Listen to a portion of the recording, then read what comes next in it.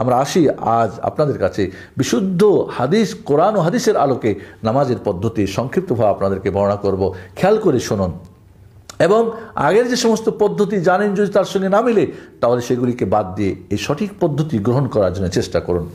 আমরা উজু করব। উজুর বর্ণনা আমরা এর আগে বলে এসেছি। নামাজ সহি হওয়ার জন্য শর্ত যেগুলি আমরা পূরণ করব। পূরণ করার পরে কেবলামুখী হয়ে দাঁড়িয়ে দৃষ্টি আপনার সেজদার জায়গায় রেখে নমনীয় হয়ে একটু সামনের দিকে ঝুঁকে এবার আমরা করব কি, দুই হাত উত্তোলন করব। আমরা নামাজের নিয়ত করি কোন নামাজ, এবার আমরা দাঁড়িয়ে গেলাম সেজদার জায়গায় দৃষ্টি রেখে এবার কেবলামুখী হয়ে নামাজ শুরু করব। নামাজ শুরু করব, মনে রাখতে হবে আল্লাহর সামনে দাঁড়িয়েছেন। এই নামাজের যেমন বাহ্যিক উঠা বসা কিছু কার্যক্রম রয়েছে, ভিতরের আত্মিকটা কিন্তু জরুরি। ভিতরের খুশু এবং খুজু জরুরি। খুশু ভিতরের ভয়, খুজু আঙ্গিকভাবে আপনার ভয়ের যে প্রভাব দেখা যাওয়া। আল্লাহ নবীর জন্য নামাজে দাঁড়ালে একটু সামনে নুয়ে যেতেন, বিনয়ী হয়ে আল্লাহর সামনে দাঁড়াতে হবে এবং দুনিয়ার সব কিছু ভুলে গিয়ে এবার নামাজ শুরু করছেন। এবার আপনি তকবীর দিয়ে আপনি নিয়ত বাঁধবেন। তকবীর দেওয়ার সময় মনে রাখতে হবে আমরা হাত দুইটি উত্তোলন করব কাঁধ বরাবর অথবা কান বরাবর। আঙ্গুলগুলি নর্মাল থাকবে, না বন্ধ আর না খোলা, নর্মাল যে আঙ্গুল থাকে। এইভাবে কেবলা দিকে করে আমরা কাঁধ বরাবর অথবা কান বরাবর দুই হাত উত্তোলন করে এবার আমরা আল্লাহু আকবার বলে আমরা হাত উত্তোলন করে বাঁধবো। এই তকবীরের সঙ্গে হাত দুটো উঠাতে পারেন, আল্লাহ একই সঙ্গে তকবীর এবং হাত উঠানো আল্লাহু আকবার, অথবা আগে তকবীর বলে ফেলেন আল্লাহু আকবার, এরপরে আপনি হাত উঠিয়ে বাঁধেন, অথবা আগে হাত বেঁধে ফেলেন এরপরে বলেন আল্লাহু আকবার। তিন প্রকারই জায়েজ আছে, কোনো অসুবিধা নেই। মনে রাখতে হবে এই নামাজে আপনি যখন এই দাঁড়ানো অবস্থায় তকবীরের তাহরিমা হতে হবে। অনেকে যারা দেরি করে আসে, কিছু নামাজ ইমাম এখন হয়তো রুকুতে সেজদা আছে, আল্লাহু আকবার বলে ডাইরেক্ট চলে যায় কোথায়, রুকুতে না, পূর্ণ দাঁড়ানো অবস্থায় তকবীরের তাহরিমা দিতে হবে। এরপর আরেকবার তকবীর দিয়ে আপনাকে ইমামের রুকুতে বা সেজদায় থাকলে অংশগ্রহণ করতে হবে। এরপরে আমার যখন তকবীরের তাহরিমা মনে রাখতে হবে যে আঙ্গুল উত্তোলন, হাত উত্তোলন কাঁধ অথবা কোনো সময় কাঁধ কোনো সময় কান বরাবর করেন এবং এবার আপনি হাত দুইটা বুকের উপরে বাঁধতে হবে। বুকের নিচে বা বুকের উপরে বা নাভির নিচে এগুলি একটাও হাদিস সহি না, বিশুদ্ধ না।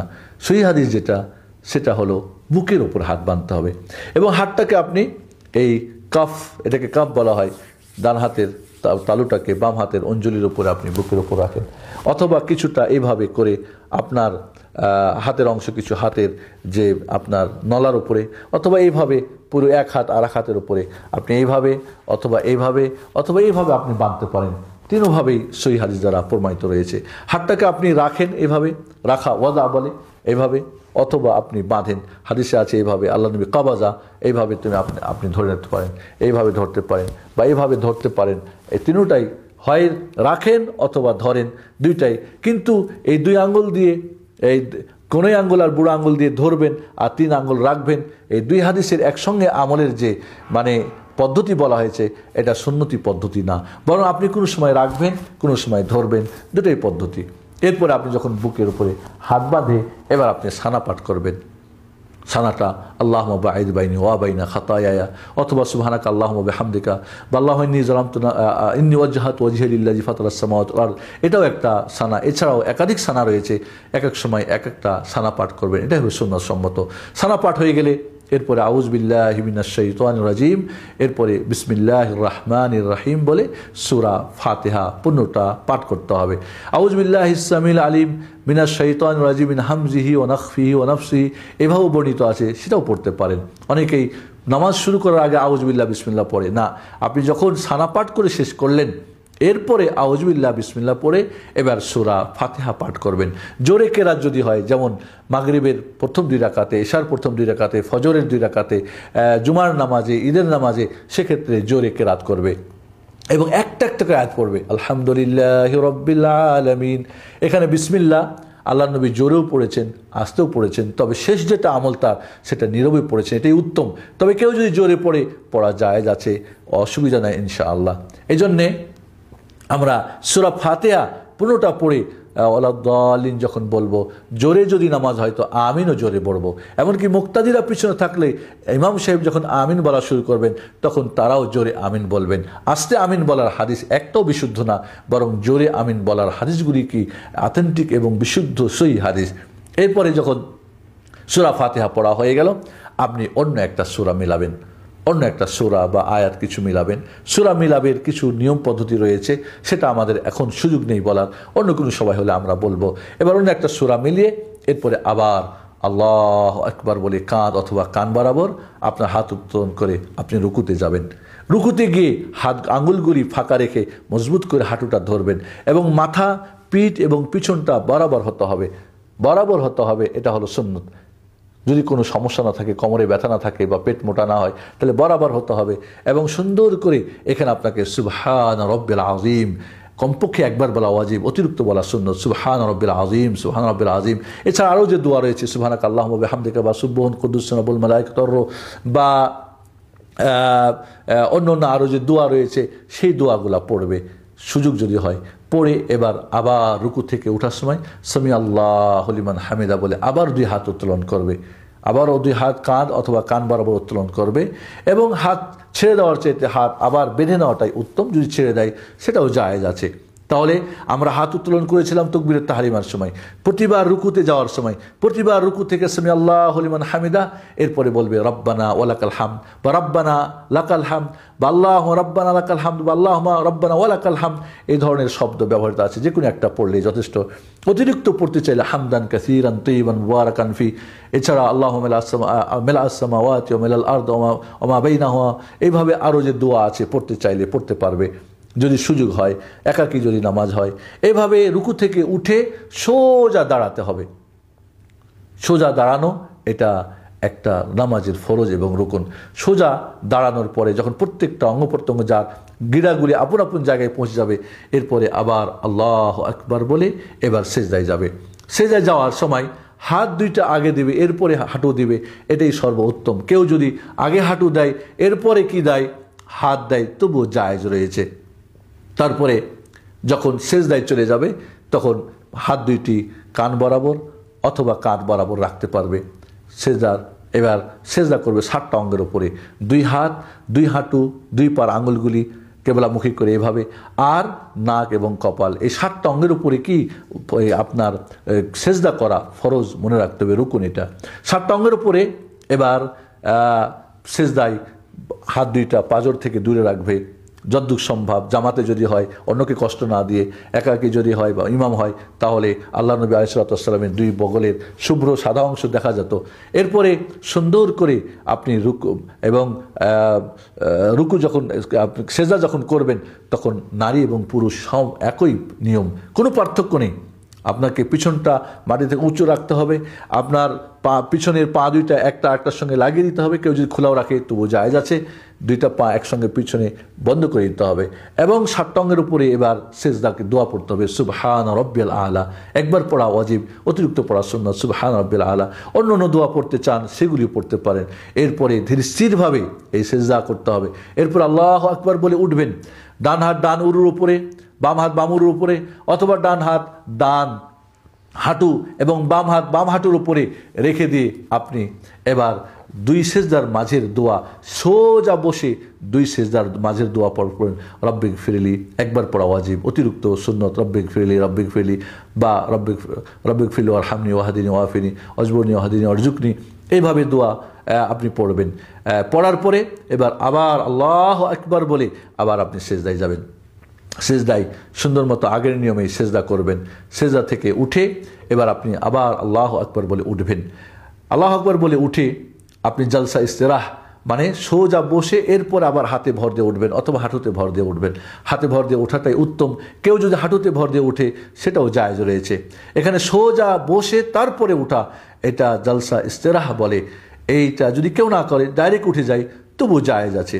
এবার উঠে গিয়ে আবার পূর্বের নাই আপনার ডান হাত বাম হাতের বুকের উপরে রেখে এবার আবার আপনি যদি আউযুবিল্লাহ পড়েন জায়েজ আছে, না পড়েন জরুরি না, বিসমিল্লাহ সহ সূরা ফাতিহা পড়বেন, অন্য একটা সূরা মিলাবেন, মিলে আবার পূর্বের নাই আল্লাহু আকবার বলে হাত উত্তোলন করে রুকু করবেন।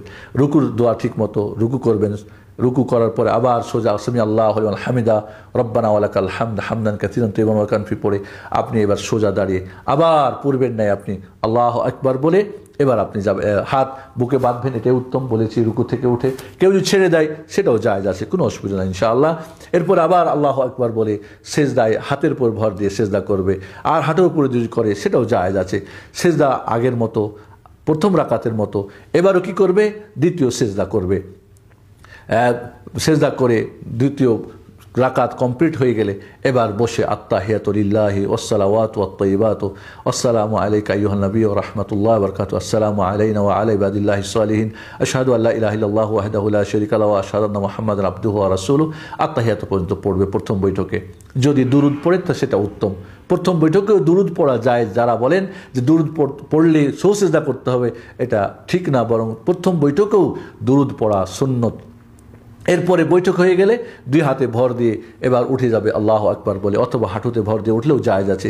উঠে আবার হাত উত্তোলন করবে, উত্তোলন করে হাত বাঁধবে। তাহলে 4 জায়গায় হাত উত্তোলন হয়ে গেল। তাকবীরের তাহরিমার সময়, প্রতিবার রুকুর করার সময়, প্রতিবার রুকু থেকে ওঠার সময়, এবং প্রথম বৈঠক থেকে উঠে এবার আপনি যখন আবারও উঠে হাত বাঁধবেন তার আগে আবারও তা কী করে হাত উত্তোলন করে তারপরে বাঁধা, এটাকে রাফউল ইয়াদাইন বলে। 2 হাত উত্তোলন করা। এই 4 জায়গাতে সহিহ বিশুদ্ধ হাদিস দ্বারা সুসাব্যস্ত এই সুন্নতটা যে করবেন, প্রত্যেকবার হাত উঠালে 10টা করে নেকি বেশি পাবেন। তাহলে 4 রাকাত বিশিষ্ট নামাজ হলে 100 নেকি বেশি হবে, 2 রাকাত বিশিষ্ট হলে 50 নেকি বেশি হবে। যারা এই হাদিসটাকে মানবেন না তারা নেকি থেকে বঞ্চিত হবেন, কারণ এটা সুন্নত। এর ফলে আপনার নামাজের নাম্বার কমে যাবে। আল্লাহ নবী এই জন্যই বলেছেন, কেউ 10 ভাগের 1, কেউ 2, কেউ 3, কেউ 4, কেউ 5, কেউ 6, এইভাবে 10 নম্বর পুরো পেতে হলে সুন্নতগুলিকে ভালো করে আমরা আমল করার চেষ্টা করব। যখন আপনার এবার 3য় রাকাত হয়ে গেল, 4র্থ রাকাত হয়ে গেল, এবার আপনি শেষ বৈঠক করবেন। প্রথম বৈঠকে বসার নিয়ম হলো বাম পা পেড়ে দিয়ে এর উপরে বাম নিতম্ব পাছাটা এর উপর রেখে দিয়ে ডান পা খাড়ো করে আপনি কি করবেন, তাশাহুদ করবেন। কিন্তু দ্বিতীয় বৈঠক যদি হয় সেক্ষেত্রে আপনি বাম পাটা ডান পার নলার নিচ দিয়ে বের করে দেবেন এবং বাম নিতম্বর উপরে আপনি মাটিতে ঠেকে বসবেন। বসে এটাকে জালসা বলা হয়, তাওয়াররুক। আর প্রথম বৈঠকের যেটা বসা সেটাকে বলা হয় ইফতিরাশ, অর্থাৎ বাম পায়ের উপরে বসা এবং ডান পা খাড়ো করে রাখা সেজদা করার সময়, প্রথম বৈঠকের সময়, এটা হলো ইফতিরাশ, জালসা ইফতিরাশ বলে, ইফতিরাশ বসা। এবং শেষ বৈঠক যেটা 2 বৈঠক বিশিষ্ট নামাজ হলে সেখানে শেষ বৈঠকে তাওয়াররুক, অর্থাৎ বাম নিতম্বটা পায়ের উপরে না, পাটা বের করে দেবেন, বাম পাটা ডান পা নলার নিচ দিয়ে অথবা নলার নিচে রাখবেন এবং বাম নিতম্বর উপরে পিছনের উপরে মাটির উপরে ভর করে আপনি বসবেন। এরপরে এবার আত্তাহিয়াতু পড়বেন। আত্তাহিয়াতু পড়ার সময় বলেছি আমরা এর আগে, ডান হাত ডান উরু, বাম হাত বাম উরু, অথবা ডান হাত ডান কি বলে হাঁটু, বাম হাত বাম হাঁটুর উপরে রেখে আপনি দোয়া করবেন। তাশাহুদ পড়ার সময় আপনি এইভাবে আঙুল 3টা, এই 2টা আঙুল বন্ধ করে এইভাবে আপনি এটাকে গোল করে বড় আঙুলটা শাহাদাত আঙুলের উপর রেখে দিয়ে ডান হাত এভাবে আপনি নড়াতে থাকবেন, এইভাবে নড়াতে থাকবেন শেষ সালাম পর্যন্ত। এবং আপনার দৃষ্টি তখন থাকবে কোথায়, অন্য সময় শুধু সেজদার জায়গায় আপনার দৃষ্টি থাকবে।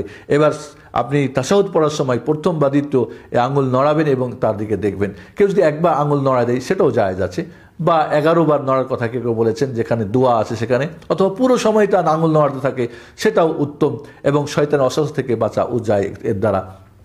এভাবে যখন আপনার আত্তাহিয়াতু পড়বেন, দুরূদ শরীফ পড়বেন, দোয়া মাসুরা পড়বেন, অতিরিক্ত আরও দোয়া পড়তে পারবেন আপনার ইচ্ছা মতো দোয়া পড়ে এবার আপনি ডান দিকে সালাম ফিরবেন, আসসালামু আলাইকুম ওয়া রাহমাতুল্লাহ, আসসালামু আলাইকুম ওয়া রাহমাতুল্লাহ।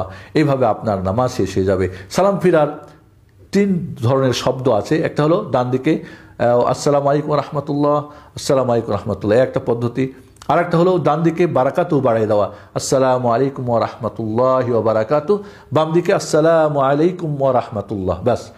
অথবা ডান দিকে বলবেন আসসালামু আলাইকুম ওয়া রাহমাতুল্লাহ আর বাম দিকে বলবেন আসসালামু আলাইকুম, ব্যাস। এই 2 দিকে সালাম ফিরে আপনি নামাজ থেকে এবার আপনি বের হয়ে গেলেন। অথবা একটা সালাম দিয়েও নামাজ শেষ করা যেতে পারে, আসসালামু আলাইকুম ওয়া রাহমাতুল্লাহ বলে ডান দিকে একটু মাথাটা ঘুরে দিবেন, 1 সালামেও নামাজ শেষ করা যেতে পারে।